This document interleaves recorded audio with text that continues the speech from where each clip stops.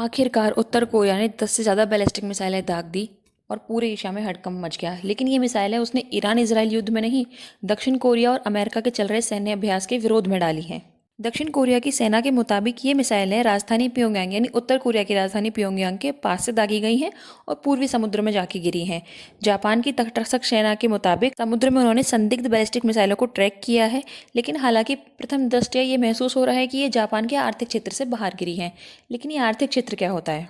आर्थिक क्षेत्र का मतलब होता है समुद्र में किसी देश का वो इलाका जहां उसको आर्थिक गतिविधियां करने का अधिकार होता है, यानी किसी देश की सीमा के बाहर का समुद्र जहाँ पे वो अपनी आर्थिक गतिविधियां कर सकता है, जैसे मछली पकड़ना, तेल गैस निकालना या फिर खनिजों की खोज करना। इसका सबसे आम उदाहरण होता है एक्सक्लूसिव इकोनॉमिक जोन यानी EEZ।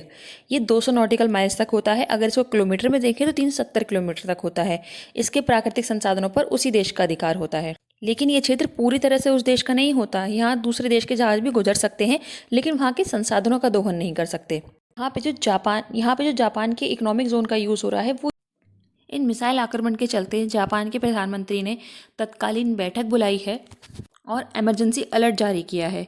दरअसल इस समय अमेरिका और दक्षिण कोरिया बड़े सैन्य अभ्यास कर रहे हैं, जिसमें टैंक, बख्तरबंद वाहन और सैकड़ों सैनिक शामिल हैं। दक्षिण कोरिया में लगभग 28,500 अमेरिकी सैनिक अभी भी तैनात हैं। लेकिन उत्तर कोरिया इन सभी सैन्य अभ्यासों को अपने खिलाफ के हमले की तैयारी बता रहा है। और इसी बीच अमेरिकी राष्ट्रपति डोनाल्ड ट्रंप ने उत्तर कोरिया के नेता किम जोंग उन से बातचीत करने की फिर से इच्छा जताई है। और उत्तर कोरिया की तरफ से बैलिस्टिक मिसाइलों का टेस्ट और ये बैलिस्टिक मिसाइलें दागना एक अलग ही रुख जा रहा है। यानी एक तरफ मिसाइल टेस्ट और दूसरी तरफ बातचीत की कोशिश। अब सवाल यह है, क्या तनाव कम होगा या हालात और बिगड़ेंगे?